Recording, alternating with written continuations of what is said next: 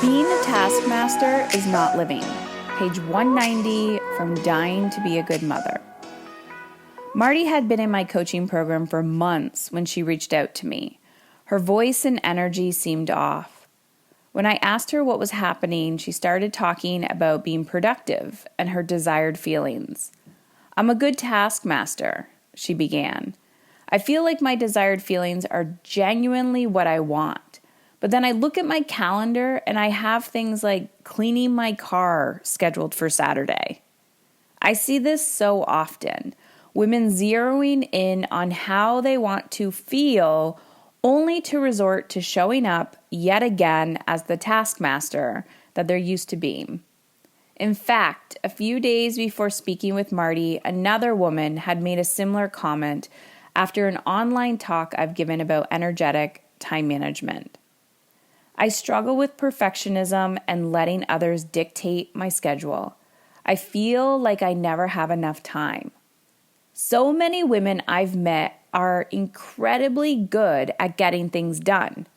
They excel at their jobs. They run their household and they do as much as they can to stay on top of their children's homework, social activity calendars, healthcare, and social emotional well-being. While they may not achieve every result they desire, they try really, really hard. When I ask them to put some of their time and energy into making themselves a priority, at first they seem receptive, even motivated to finally give back to themselves. But then they soon return to what they know, scheduling and ticking off tasks that bring them zero joy and have nothing to do with how they want to feel." Hello, ladies. Okay, so that was page 190 inside of my book, Dying to Be a Good Mother. And time management is something that I'm incredibly passionate about. I think it's that age-old question of how do you do it all? How do you create time for this?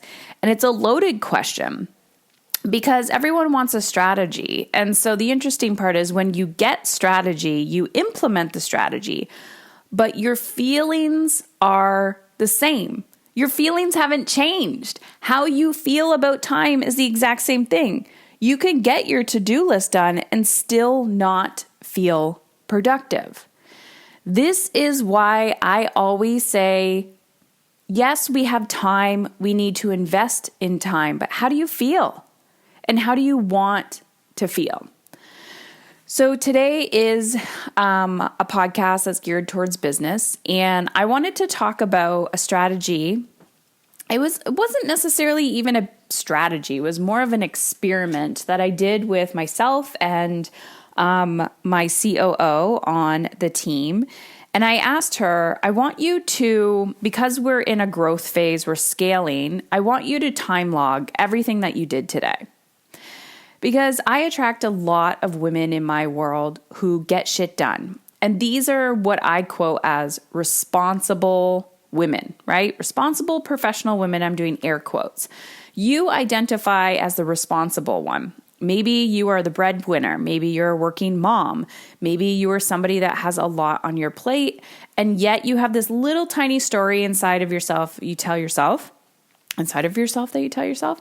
I'll do it. I'll get it done. It's only going to take me 5 minutes. But what we don't realize is that this is part of the problem to the bigger cultural conversation around women and burnout. So it was mind-blowing to me because at the end of the day, she sent me her list and I went through it line by line. And I said, okay, you shouldn't be doing this. You shouldn't be doing this. You shouldn't be doing this. You shouldn't be doing this. And so, when you're in those moments of like the chicken or the egg, what comes first? It's okay to do things that you quote unquote shouldn't be doing. But what you do is you have to take ownership. You have to recognize, what am I doing that I actually should be outsourcing? What am I doing that is actually my team's responsibility? So for a lot of the women that I attract inside of my mastery business program, they already have a business. They may not have team yet because that's part of the process and they need to learn how to hire team, and we do that inside of the program. But maybe they do have team and you're not utilizing your team properly, or you don't know how to delegate or communicate your needs to them. And so I practiced what I preached, and I took a whole day and I time logged my day. It was actually mind-blowing to me because I'm the type of person that I'm really hard on myself. I'm extremely ambitious. I have goals. I have vision. I've accepted that this is the type of person I am. For many years previously, I've tried to, I wouldn't say dim my light, but I've tried to say to myself, oh, just be normal. Like just be satisfied. And I am super satisfied with my life. I'm content. I'm happy. I'm thriving.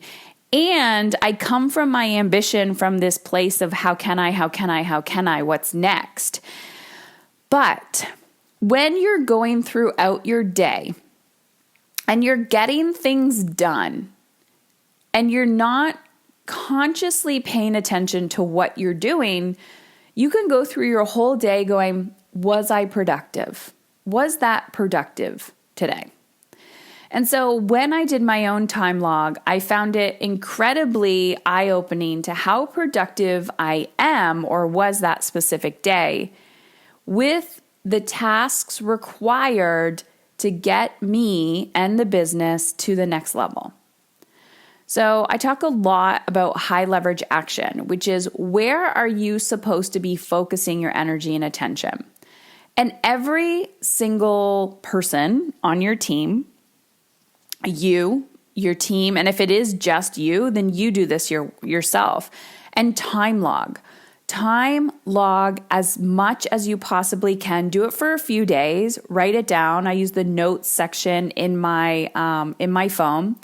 And I just write. I don't even write the time of day that it was. I just write the task and what you were doing. And the beauty of this is when you do go to outsource, you can send your time log to, maybe it's a virtual assistant, a personal assistant, like whoever it is that you are hiring.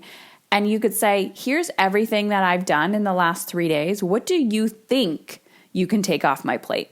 That's when you're just starting out, right? But if you're somebody who has a bigger team, have everybody time log.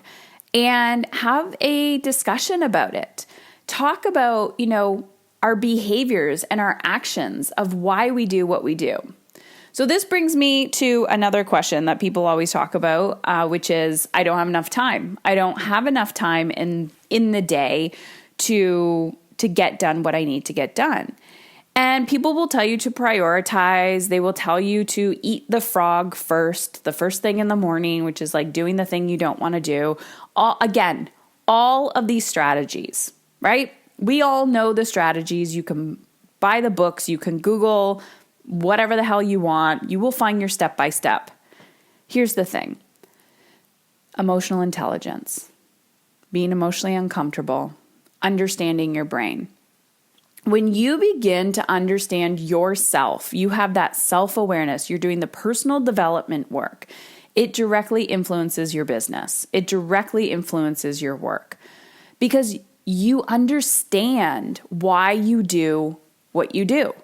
You understand, how did I just go through my whole day not even accomplishing, feeling productive because I got a lot done today, but not even focusing on those high leverage actions that are going to move the needle forward, right?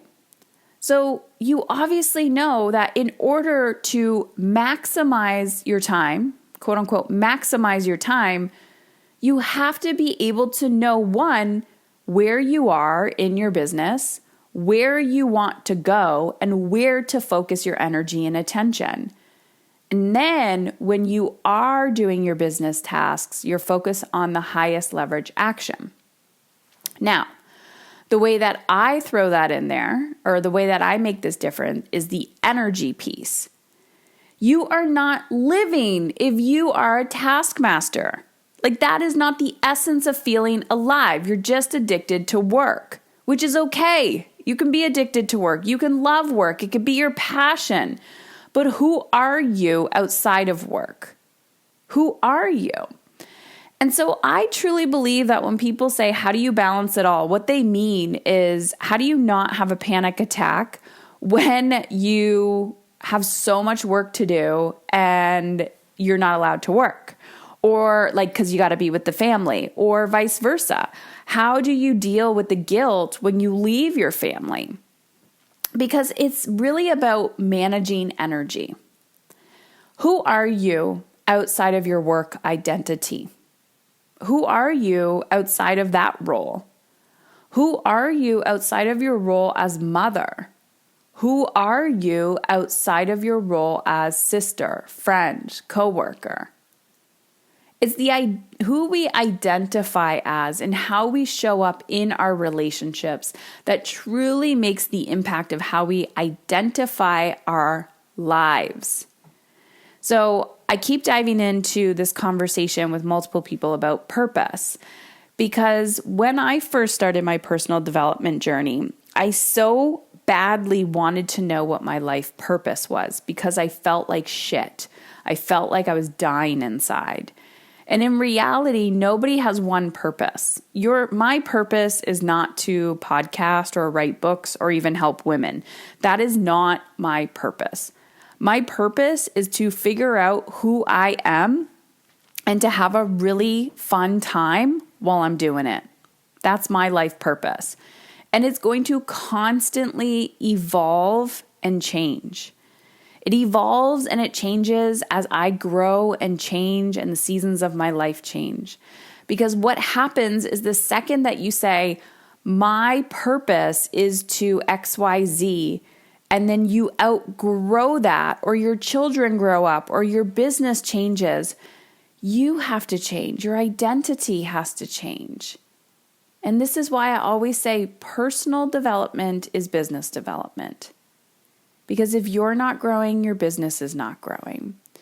And knowing where you are in your business and where to focus your energy and attention, that's where the magic happens. So I want to know from you, was this helpful? Your action steps today are to time log. Just write down all the actions that you take. It's data. It's a data collector from all of the actions that you've taken in your business.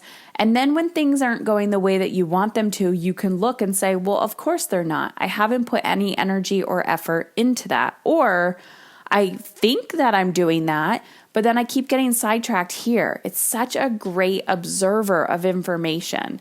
It's kind of like when you hire a health coach and they say, do a food log. I want to know the types of food that you're eating so we can see where the issue is, or where you're getting the inflammation or the reaction or whatever it is. Call yourself out. Own it. And I highly encourage you, if you have a team, to let those people know too. All right. So a few things we actually have. This is the first time ever I've announced this publicly. But in our Mastery Business program, we do quarterly virtual retreats. And our next one is happening on April 22nd to the 24th. It's a really amazing opportunity that I created during COVID because no one was hanging out in person. And this is an opportunity for you to get outside of your house. I always tell people, go rent an Airbnb, go rent a hotel room, be surrounded by like-minded business owners, female business owners to help you grow. In that weekend, the virtual business retreat, what we're going to be doing is we're actually going to be having a job fair. So I'm going to have some VAs there, some people to help with PR and collaborations, all the things that I focus on for our clients. We do a lot of inner work. We do a lot of self-care strategies, but you're not hanging out with us on Zoom all weekend. This is really about you creating the space to reflect and review on your business and where you want to go for the next quarter in this year. So it's a great connected community. We have had such amazing feedback, and a lot of it is just people creating the space, but also getting that education, support, and coaching. So it is April 22nd to the 24th. and it's by application only. So you can head on over to heatherchauvin.com/retreat. Heather Chauvin, that's CHAUVIN.com/retreat.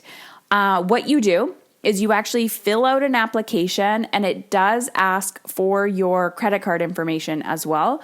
We review it if you are a good fit. So you do have to be an established business owner. You're going to write in the revenue, where you're at. We will let you know. If you are in startup phase, this may or may not be a good fit for you. But if you feel really called and pulled, head on over to heatherchauvin.com/retreat. Fill out that application, and we get back to you before we accept you into the program, because we want to make sure that your energy and where you are in your business is aligned with our community, so that you just have the best freaking experience possible. And that's it. So heatherchauvin.com/retreat.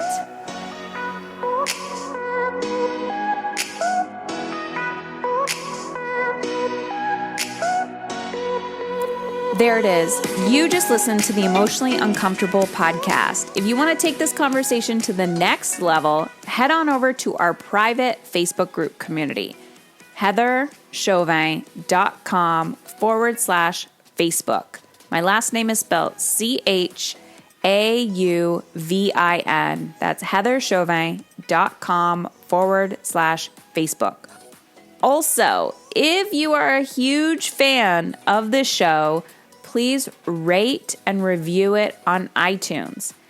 Every review helps another woman like you take back control of how she wants to feel and become emotionally uncomfortable.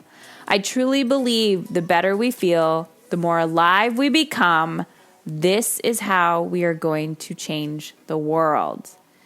And if you've been watching me for a while, if you've been on the fence and you're curious, how can Heather help me?